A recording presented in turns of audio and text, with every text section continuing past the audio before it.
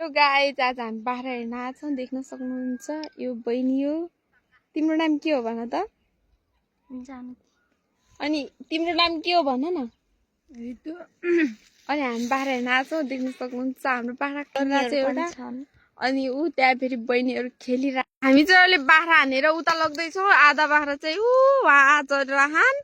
यो चाहिँ जानकी हो अनि यिनी बाख्रा चाहिँ हानेर उता लग्न लाग्छौँ आज हामीले भ्लग बनाउन लागेको यहाँ म्यामलाई भोक लाग्यो तिर्खा लाग्यो अरे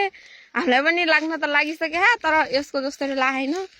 अनि हामी चाहिँ भोक त्यति मान्दैनौँ हामीले खाना नदिए पनि हुन्छ 2 दिनसम्म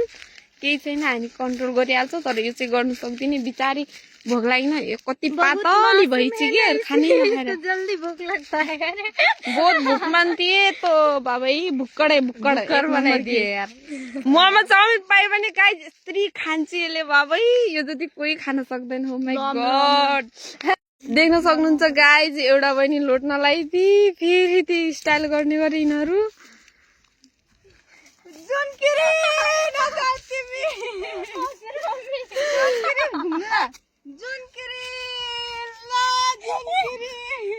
देख्न सक्नुहुन्छ गाइज भोक सँगसँगै यिनीहरूलाई लाइफको पनि चिन्ता भइरहेछ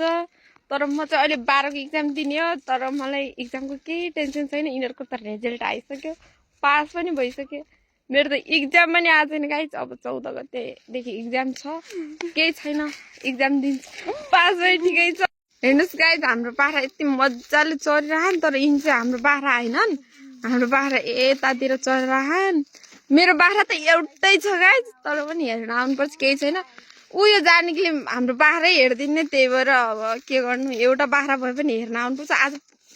आज पहिलो दिन आछु गाइज त्यही पनि अब मलाई त किन आउला जस्तो भइरह गाइज अब चाहिँ हामी बाख्रा यही खेतमै छोडेर घर जान लाग्छौँ पानी तिर्खा लाग्यो अरे भोक लाग्यो अरे बाख्रा छोडेर यही छोडेर जान्छौँ तपाईहरुले हेर्दिनु होला कति जान्छ नि ल बाई गाइज